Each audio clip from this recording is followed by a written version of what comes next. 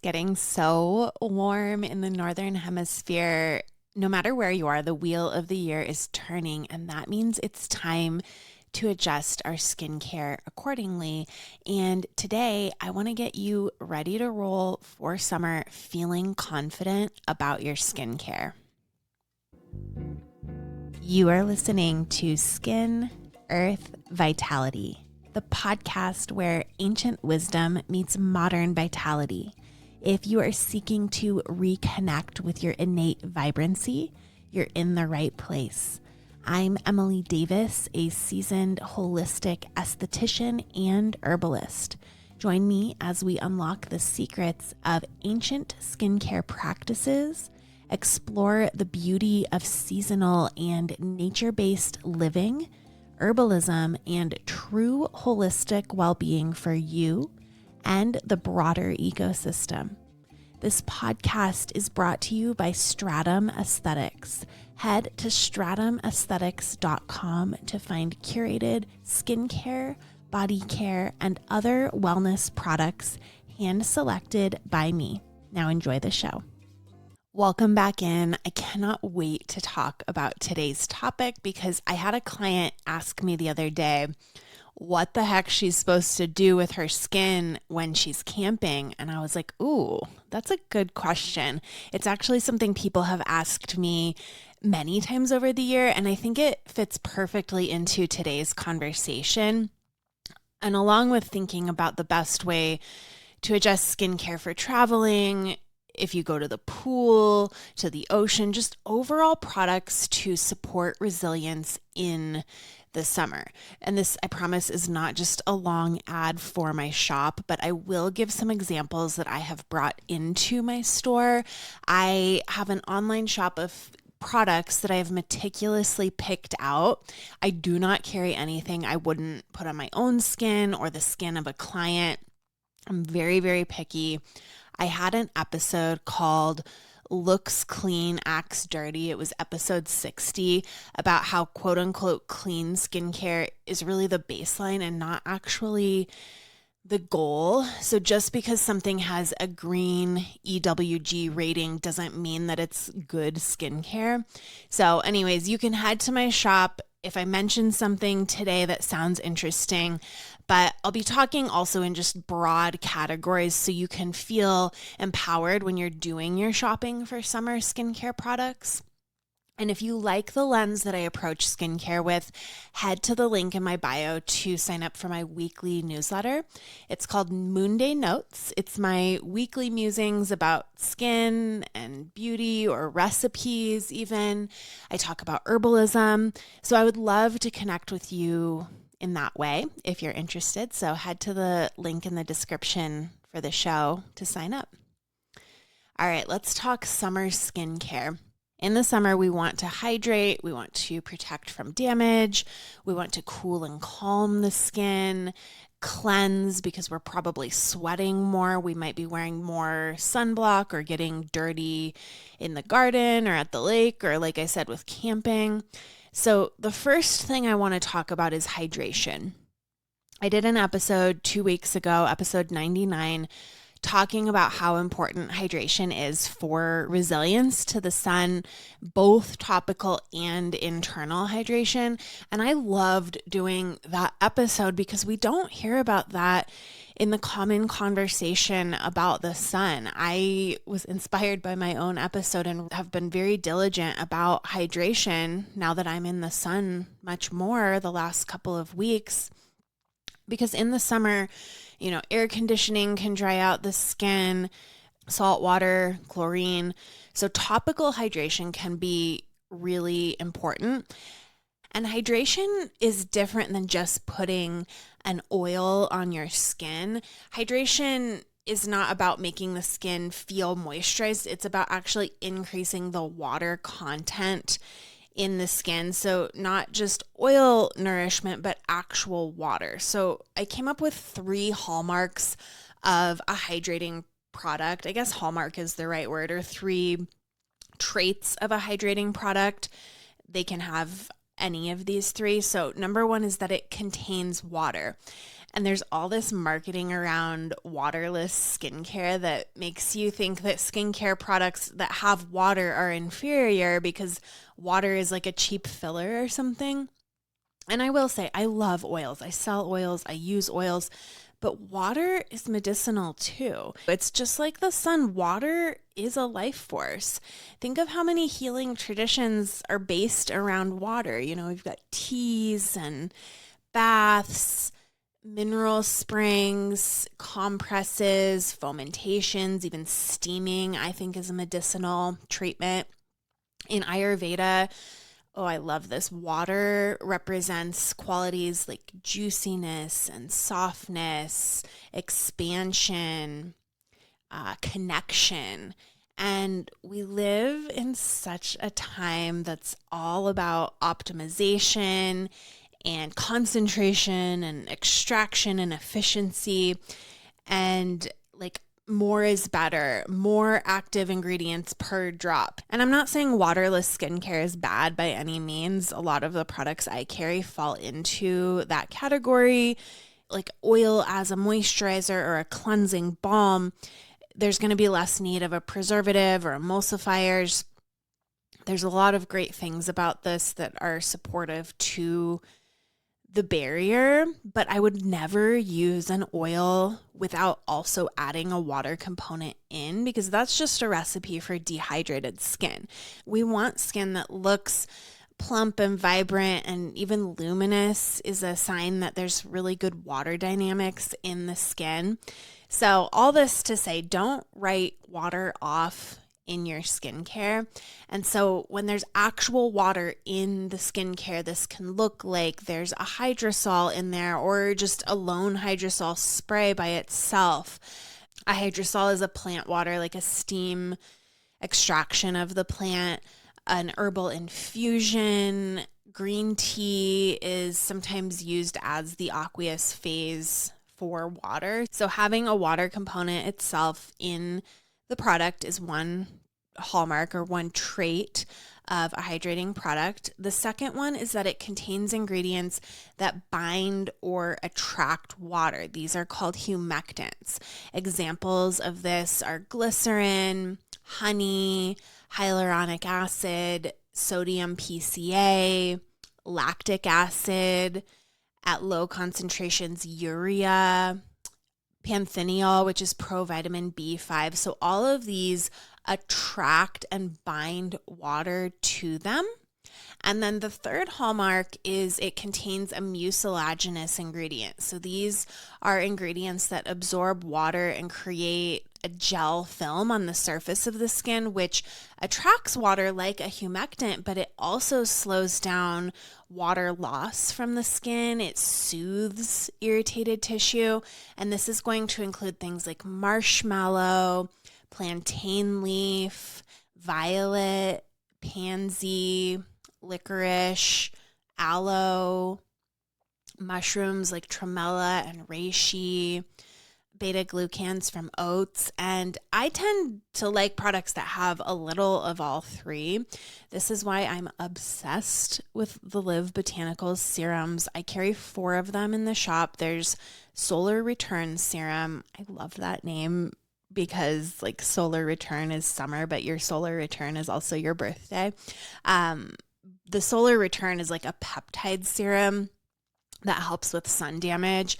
They have their ambient moisture liquid, which smells so good. It has strawberry seed oil and it smells like strawberries fresh picked in the summer. That one hydrates and moisturizes dry skin. It's almost a moisturizer on its own. I think in a humid climate, it would be a moisturizer on its own, or for a more oily skinned person. For me here in Colorado, it's not quite enough. And so I use it as a serum under my moisturizer. But then we also have Temperate Forest, which is like Pacific Northwest vibes, total forest medicine. It's super hydrating and barrier restorative. I love that for all skin types, but especially really impaired, acne prone, or somebody with redness or rosacea who wants the hydration factor. That's a beautiful serum. And then the illuminating exfoliating serum is new to my shop, but it's this gorgeous brightening and hydrating gentle exfoliation serum. I think having one of these in your lineup is just so good and supportive for that plump, luminous, hydrated skin. So that's hydration. Let's move into talking about the sun. The sun. I'm never going to fearmonger about the sun. I've been saying it for years that the sun is not something that we need to be afraid of for our skin, but it is something we should respect. I have an episode I'm doing in 2 weeks from now about sun medicine, and I'll get deep into my thoughts on the sun and that I do believe it is medicine. But when we engage in modern living, we're indoors all the time.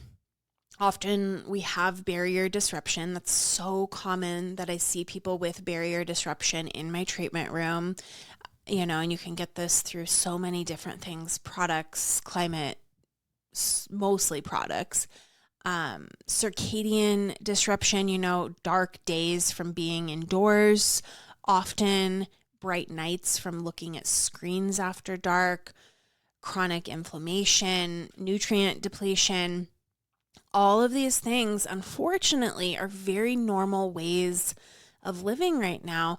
And all of these things reduce our sun tolerance. And so you see hyperpigmentation and sun damage all the time. And I would argue it's not because you laid out in the sun as a teen that you have hyperpigmentation. It's because modern life made laying in the sun a damaging event. So yes, we want to slowly work on changing our lifestyle.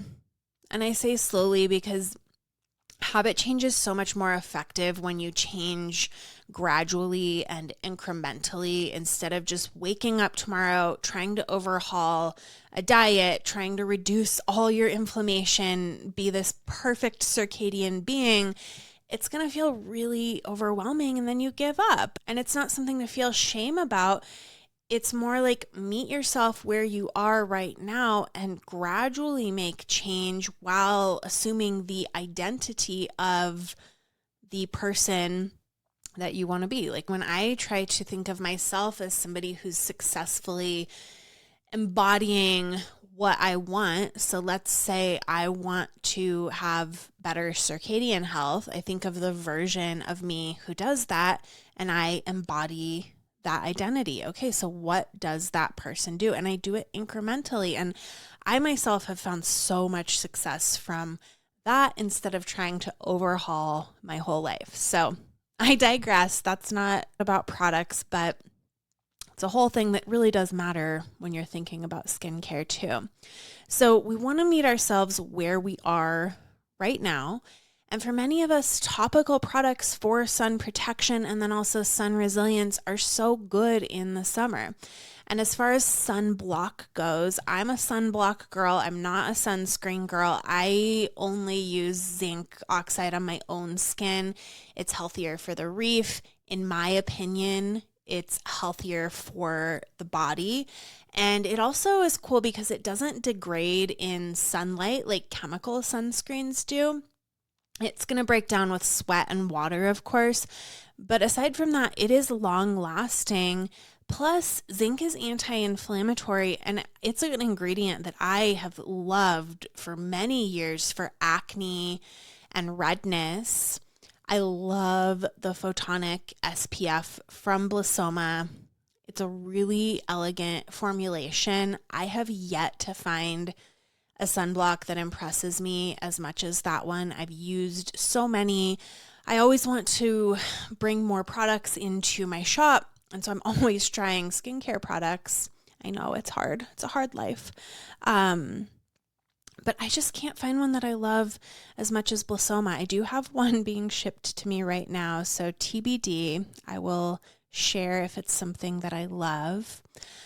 For sun resilience, okay, so we talked blocking out the sun, but what about improving our ability and our capacity to handle the sun? And that's what sun resilience looks like. So we want lots of antioxidants in the summer, vitamin C, vitamin E, niacinamide. In addition to antioxidants, we want to support the barrier as much as possible. So avoiding stripping cleansers, avoiding harsh treatments, and incorporating ingredients that are going to support and build up and nourish the barrier. Things like ceramides, fatty acids, beta-glucans again. There's a beta-glucan mask from Blosoma that I carry in the shop. Oh, I love that mask because it is so barrier supportive. It's an overnight mask that I apply in the evening and sleep in. And it's also a compound that really helps with the DNA repair. In addition to beta-glucans, I love algae extracts for this. And of course, in addition, for sun resilience, we want melanin regulation. So niacinamide pops up again here, licorice root, vitamin C, azelaic acid. There's an Ayurvedic herb called mangista that has been used traditionally for hyperpigmentation. I love ingredients that have compounds like carotenoids and flavonoids. So these are pigments that plants create to survive the sun. Ingredients like sea buckthorn, rosehip, these are developed by the plants as their own encoded sunscreen. And on human skin, instead of blocking UV, they do something I think more sophisticated in that they interrupt the damage that starts this cascade or a domino effect after sunlight hits the skin. And that happens when you've been out in the sun, even after you go back inside. So it's not like you go inside from the sun and everything that happened in the sun in your skin just halts. It actually continues for hours, but these ingredients totally shut down that whole cascade. And so you can find these in my favorite ever summertime product, which is the sun serum from Laurel. It smells just like brightness. It smells so nostalgic to me. All of their serums do. I love them because not only do they have these carotenoids and flavonoids, but they also work on assisting hyperpigmentation as well without being an aggressive exfoliant or a skin bleach. All right, so we've talked about the importance of hydrating products in the summer and the importance of proper sun support in the summer. Let's talk about one of my big things that I have to pay attention to in the summer, which is managing chlorine exposure and your skin health at the pool, because I'm a pool girl. I love the pool. I grew up going to the pool. That is just like the smell of summer to me. And I still want to live my life and enjoy my life and soak up the juiciness of summer. With that being said, chlorine is horrible for your skin. It's an antibiotic. We are covered in microbiome. We have this whole universe of life on our skin. And so when we're putting an antibiotic or soaking in an antibiotic, it's anti-life. It's really, really not good for your skin. But there are things that you can do to sort of offset that. So the first one sounds too simple to be true, but just before you swim, wet your skin with clean water first. And that's because saturating your skin before you get in the pool is going to reduce the amount of chlorine water that it absorbs. And then after, you want to rinse again. So using a gentle low pH cleanser. And when I say low pH, I definitely don't mean something like Dr. Bronner's Castile soap. This isn't a great body wash because it is so alkaline. and our skin is slightly acidic. And so when we're raising the pH so much, it's very barrier imperative. It's very drying. So I'm not a fan of Castile soap on the skin. I've been trying out a body wash. I don't carry it as of right now. We'll see if I continue to love it, but it's called Fit Glow. It's, what's it called? Fit Glow Cloud Body Wash. And I like that. But one really underrated approach, especially if you're a frequent swimmer, is to oil cleanse your body. So oil dissolves oil soluble residue, and chlorine is partly oil soluble. And because you're not using surfactants, you're not going to be stripping what's left of your barrier that the pool has already, had its way with. So the best oils for this, I would use like sunflower oil, something with high linoleic acid that's very lightweight, and jojoba can be really supportive as well. Applying vitamin C because it's going to help neutralize the chlorine. You can find vitamin C rich body oils if they have sea buckthorn or rose hip oil. Astaxanthin, which I mentioned earlier, is also a great ingredient for oxidative stress from the chlorine exposure. Astaxanthin is already present in the Blissoma photonic. So those are some things you can incorporate if you do engage in chlorine pool swimming. Ideally, you're able to engage with a body of water that does not contain chlorine, but if you do, that's what I recommend. Also in the summer, I love calming masks. This is such a great way to engage in self-care. I like to do this, maybe once a week. And so this can look like maybe a gel-based mask or potentially a cream-based mask, something with the beta-glucans like I mentioned, aloe, cucumber, anything that's like cooling and calming to the skin. Clay masks actually fall under this, which is kind of surprising because we think of clay masks like drying your skin out, but that's actually not the correct way to use a clay mask. You don't want your clay mask to turn into a desert scene on your face. You really want the clay mask to just cool and set, and then to remove it before it totally dries and starts cracking. You can use a toner, like a hydrosol spray tonic, to keep it a little bit wet and to keep it from drying out. You can incorporate steam with this. You can do it while in the shower, or you can just leave it on for, 5 to 8 minutes prior to it totally drying.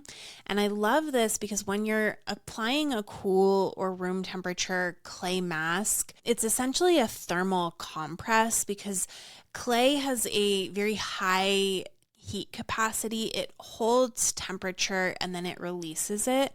So when it's applied cool, maybe refrigerate it first, it's going to conduct that coolness into the skin for longer than like a gel mask would.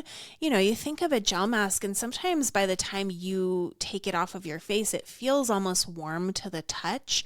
But clay is going to remain cool, and that's going to be vasoconstrictive, meaning it's going to calm redness and reduce any post-sun or post-heat redness on the skin. It's going to bring down surface inflammation without any actives. It's just the temperature of the clay. And I also love them because they're so cleansing without disrupting the barrier. And then finally, let's talk about traveling and camping products.